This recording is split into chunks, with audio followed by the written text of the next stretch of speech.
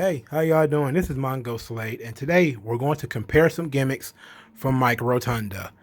But first, hit the like button, hit subscribe if you're not already subscribed, and now, after you've done that, we can talk about Mike Rotunda, who is one of my least favorite wrestlers of all time because he's so damn boring. All right, so Mike Rotunda had, several different gimmicks in wrestling because he's such a plain guy.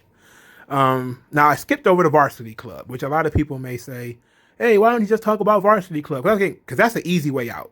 But if I had to tell you to choose between the two of them, you'd probably choose Varsity Club because it's less stupid than the other ones.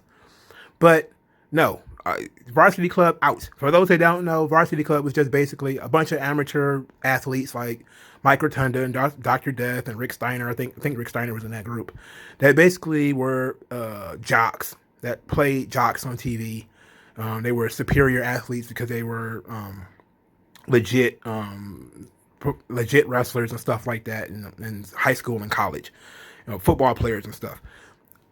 Move that to the side because that's easy. Let's talk about VK Wall Street, aka Michael Wall Street, because he was actually Michael Wall Street first. He joined the York Foundation, which was some data-driven organization based off of Alexandria York, who was ended up playing Marlena, the wife of Goldust. She was actually married to Dustin at the time, and she was the manager of this group of wrestlers that was called the York Foundation.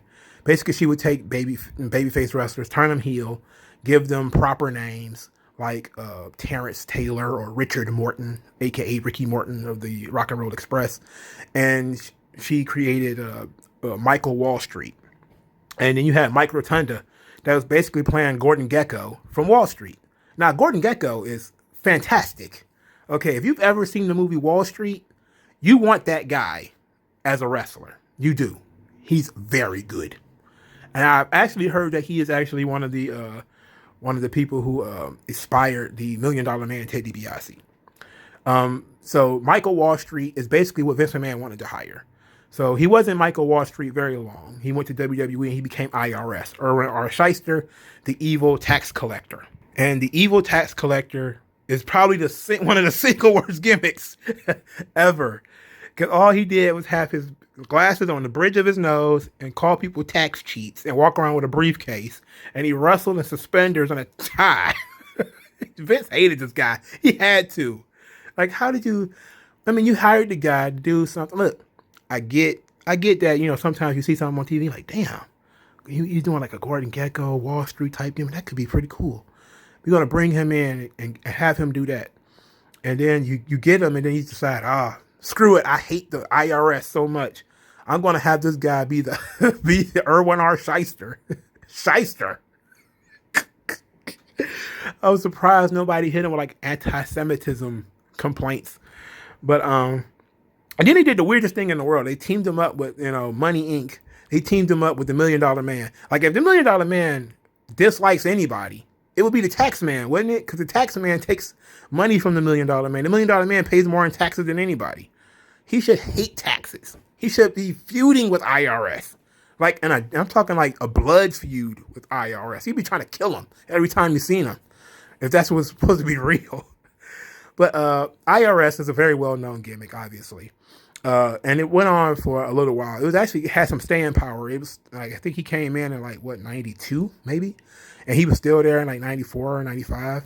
And then he jumped back to WCW in the mid-90s. So probably like 95, 96, around the time that the NWO started. And they changed his name from Michael Wall Street to VK Wall Street.